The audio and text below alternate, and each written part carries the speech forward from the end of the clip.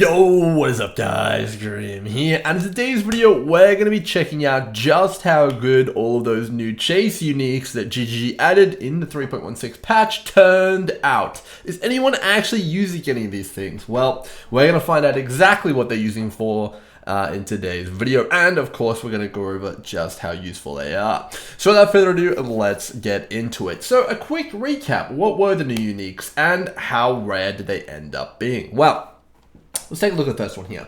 So the Gravebind Hydroscale Gauntlet. So a lot of people hype these up as like, being these insane kind of group play, magic finding kind of gloves, or maybe putting these on an animate guardian and, using some explode action on that. But it doesn't seem like there's too many people using it for that, in fact. And when we get to the actual breakdown of builds using these items, you guys will see what I mean. But the main point here is that these things aren't too rare. They're actually super duper common, in fact. They go for about 10 chaos. I'd probably estimate that they're around a T1 or T2 rarity unique, which means they're probably about as rare as an Astramentus, as to kind of give you guys an idea of how rare that is. So not too rare, and their use is fairly niche. You can see that there's definitely quite a lot listed right now, 438, so there's no shortage of these things, and they aren't, it seems, a chase unique at all. However, they definitely are being used, and they're being put to good use, but we'll get to that in the build section here. Okay, so not too chase. Next one, Mageblood, the big daddy, the one everyone had their eye on, and now taking the crown as the most expensive chase unique currently in the game. Now, it's definitely a very, very good unique. Some would say the best unique. It's build enabling, as we'll get to in a second, and it's also just good on every single build. It's an incredibly defensive item, which pairs very, very well with the new content in Scourge, as well as existing content and the new aspirational content, as defense is definitely an emphasis. There's also some demand for damage, which is also solved by it with the form of diamond flasks and stuff like that. It's just a really fantastic item that really frees up a lot of other slots in your character. And the price tag, while extremely high, does seem appropriate in many ways. There is no divination card for this thing, and the easiest way to acquire it seems to be from Gwenin the Gambler by doing Expedition, which is also much harder to access now with all of the currencies being bind on pickup. So it's definitely a very rare belt, and I imagine it will continue to be a very rare belt until next league, where they add in another divination card, most likely for Mageblood. You can see there's 18 listed right now, and people have been saying that this item is being heavily price fixed by a number of players essentially buying out and all agreeing to just raise the price of the item. I'm not sure how valid these accusations are, but it's fair to say that the price just keeps going up. So very interesting there.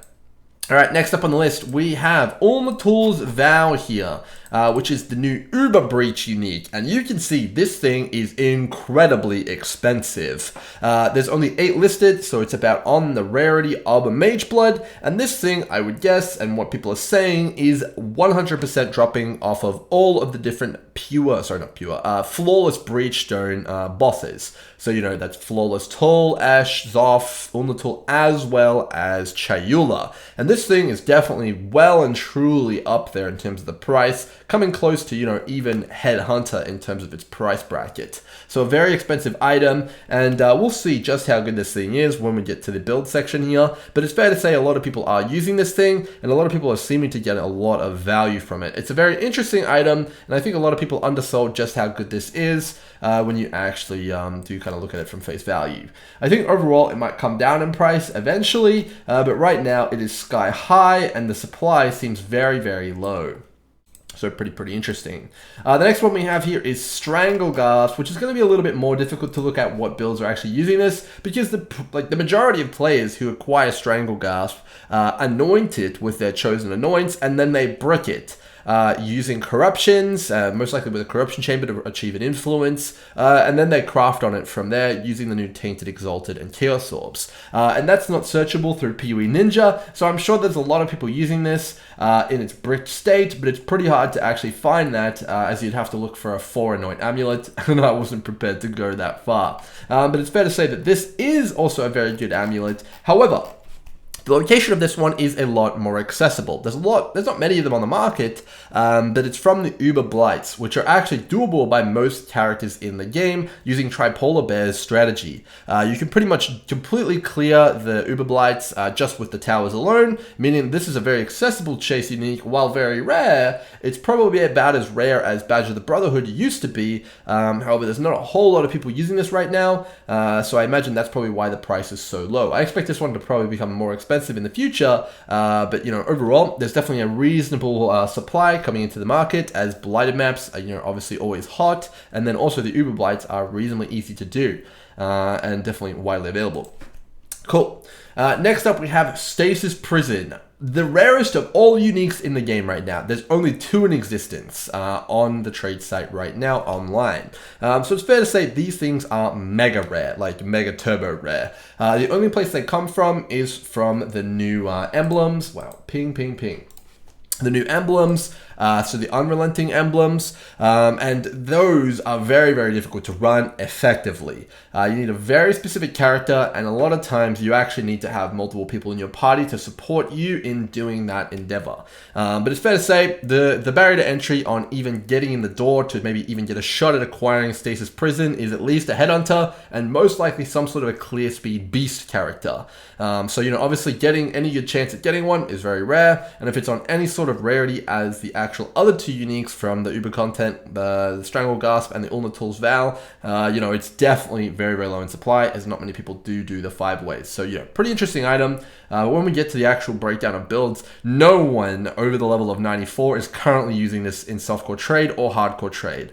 So it's pretty much doesn't exist, and no one seems to have much of a reason to use it on the high end either. So it's a pretty weird item. Overall, maybe someone's going to break this thing in half. I'm not sure, but we'll just have to see how it plays out. Very, very rare though. And lastly, we have the Squire, which seems to be very expensive. It's used in a very popular build, which we'll get to, but it's also got a much higher supply than the Mageblood does. This could just be because there's less people buying this, and it's about as rare as the Mageblood, which is what I would guess, but it's also very, very expensive as well, on the headhunter level kind of price bracket here, very, very high, which are pretty interesting as well. It's fair to say this is a very, very good item as well, and many people will probably be looking into building their 2nd or 3rd build using this unique, as it does kind of synergize with high investment, and it also does kind of have pretty cool and quirky interactions with some of the really, really iconic items in the game, like Mjolnir and Cosprey's, which we'll get to see in a second here. So those are kind of like the price brackets and the rarity of the different uniques here in the game. Let's take a look at which builds now are using them to their most effective potential. So let's start out here with Mageblood. So a few people were kind of like prescribing the Mageblood belt for their build, with myself included. I had this in the max PoB for my Corrupting Fever Tornado Shot build, and it's fair to say a few people are definitely giving that a go, with 18% of Mageblood users in softcore trade over the level of 95 actually being used using Tornado Shot and Corrupting Fever, which is pretty interesting. We also do have a bunch of Seismic Trap, Exsanguinate Trappers using this as well. It's fair to say that a lot of the meta builds are probably going to be using it, because those are the builds which a lot of the better players gravitate towards, and also those are the players who generally earn more currency. But it's pretty interesting that these 2 builds are using it. It's fair to say that there's also some other kind of niche people using it, like we got a Cosprey's Cock Ice Nova guy using it. We've got a Lightning Striker here. We've got an Elemental Hitter. It's fair to say that this belt definitely did live up to its reputation as a belt that pretty much anyone can use. But let's push the envelope here. Are there any builds that need this belt to function? Well, there is one, and that is the Armor Stacker Replica Dreamfeather build. So this is actually the account of a good friend of mine, and he was theory crafting this build before the league start happened. And he was telling me this would be the build to farm Uber Simulacrums, and he wasn't wrong. He's telling me he's doing wave 30 Kosis in 4 seconds. And with that amount of damage, I don't doubt it. Definitely one of the more competitive deep delvers, I imagine, as well as simulacrum farmers this league, and it needs the Mageblood belt. So this is now in the category of what I would like to consider a chase item. A true chase item has a chase build associated with it. Take Vol Lightning Strike with Heatforge, for example, and this fits the bill. Not only is it used by most other builds in the game, and who would love to have it, but it also has a build attached to it which isn't possible without it. Well, not on the level of what it should be. And that is, of course, the armor stacker. So just to kind of give you guys a bit of a crash course in the Replica Dreamfeather armor stacker, it's essentially an aura stacker using the new introspection small clusters, which essentially give you 10% increased aura effect on you, as well as a bunch of mana reservation efficiency. And it uses an absolutely obnoxious amount of armor stacking in the flasks. There's 2 more multipliers on here, one for armor and then one for evasion. You get to obviously juice them up with Mageblood, and then you also get a ton of flat evasion, which you then convert with iron reflexes to armor. And you can see here, the resulting armor is 1.7 million, which is pretty mind-boggling. And then you also get to run all of the Aura Stacker goodness, made up for the fact that you can use March of the Legion, which is, you know, not on the best side of things, but certainly not too bad either, to cover up the stuff that you lost with the reduced mana reservation nerfs. So it's basically Aura Stacker, as pretty much as strong as it was, but way more defensive, you know, a little bit more clunky on the clear, because you have to use Smite, but overall a very, very good build, and one that heavily leans on Mageblood for its success. Very interesting there. Okay, let's move on to the next one here. Alltolls Vow. Let me just pull it up here. Alltolls Vow. Let's take a look at the builds using Alltolls Vow.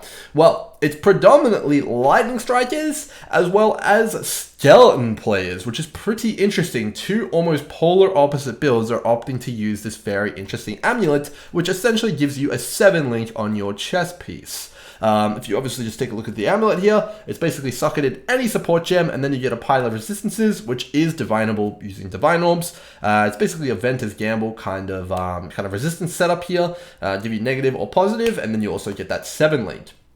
So overall, a lot of people have kind of criticized this amulet, saying it's not that good because you can just get a really, really good Awakener Orbed amulet or something like that, and, you know, get way more damage on your amulet that way. And it seems that a lot of players disagree. With this Saboteur, playing Seismic Trap, obviously using it here, obviously doing quite a lot of damage, and obviously thinking that it justifies the massive 70 Exalt price tag and paying for a Divergent Inspiration support here. But it seems where it really shines is actually on summoners, namely the skeleton summoners, which obviously really, really like this amulet for some reason. We've got 2 of them here, which we can take a quick look into. This guy's using, they're both using Headhunter, in fact, very interesting. But they're both using it here and using like a greater multiple projectiles. I think this guy's using Chain, and they're basically just getting massive clear out of it, which is pretty interesting. So it's kind of almost giving you utility and something you couldn't get anywhere else in the form of an amulet. They're forgoing a +2 level amulet for that utility, and it's definitely a pretty interesting approach here. Obviously, Summon Skeletons is one of the better league starters, and it's also able to scale into doing Wave 30 Simulacrum, so these people are obviously seeing that it's very, very worthwhile investing and using Alltolls Vow to push it even further. I imagine it would be very easy to gem swap this out for more damage as well for big single targets. So a very flexible amulet, and also a pile of resistances, which frees up slots on the rest of your gear. But this seems to be shaping up to be a pretty interesting meta build here, which I can't wait to cover a little bit later in the league. Okay, but then there's also the complete opposite end of the spectrum. This is a Golem player using it as well, opting to use Awakened Multi-Strike, which I can definitely see the merits to. It's very, very strong, and in general, minions don't have a ton of really, really good options on amulets. Pretty much all they have is either getting Aura Reservation, reduced mana reservation, as well as, you know, +2 to their skill. So this essentially is at least +3, because you could put an Empower 4 in it, but you can also obviously use different more multipliers as well, or utility gems like the Chain or GMP that we saw in the Skeleton player. But where it gets really interesting is when we get to the Lightning Strike guys. I have no idea why these guys are using it over a really, really good, you know, like elemental damage with attacks and penetration thing. I'm sure there's a really, really good reason. Maybe someone can comment down below and correct me. But it's very, very interesting that these Lightning Strike guys love this amulet. I have no idea why it's so popular on Lightning Strike, but it's pretty much a 40% more damage amulet if you put any sort of competent support gem in there, which does make sense. Obviously that's incredibly strong, but you can obviously achieve similar effects. So it might just be because you have all of that resistances on there as well, and you can obviously catalyze that up to give you even more resistances, and that might be what tips it over the edge. But I guess just a 40% more damage on the amulet could just be enough, and that just outweighs all the other stuff that you can get on an awakened amulet. And it might be that you actually need a mirror tier amulet to even beat Alltolls Vow on attack-based builds. That's something that you guys are going to have to PoE for yourself, but if that's the case, and you can get a mirror tier amulet just from rocking an Alltolls Vow, that's very, very impressive. And it definitely will pump up the price of this bad boy even more if everyone who's an attack-based build wants to rock this thing. So pretty interesting there. Very interested to see how that one kind of shakes out. Okay, this one is particularly interesting. The Squire. So we saw how expensive this is, and it's predominantly one build, pumping this thing to the moon, and it's one of the best deep delving builds right now as well. It's Arakali's Fang with a lot of summoners, obviously thinking this is the juice. They love it. Let's dive into a little bit about what this build looks like here. So it's actually using two of the new uniques, and we'll throw Gravebind in there as well. So you use the Gravebind gloves to essentially make it so that when their spiders kill stuff, it counts as them killing it, essentially turning this build into pseudo-animate weapon. So whenever their spiders kill something, it spawns more spiders. So once you start the chain off with the writhing jar, it's pretty much going for as long as there's monsters to kill, which is excellent quality of life, and it makes you much less reliant on the flask, which is super duper awesome, all with the gloves here, so really cool.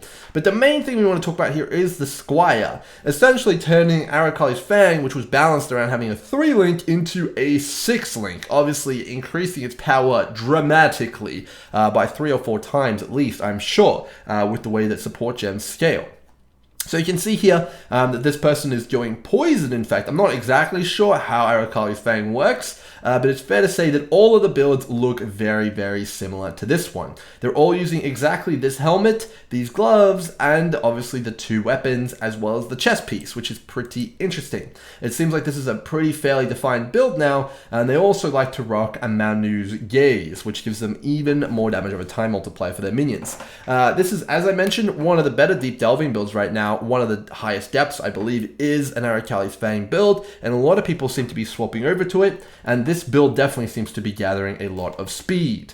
And it is a very good use of the Squire, in fact, as well. Might be one to check out here.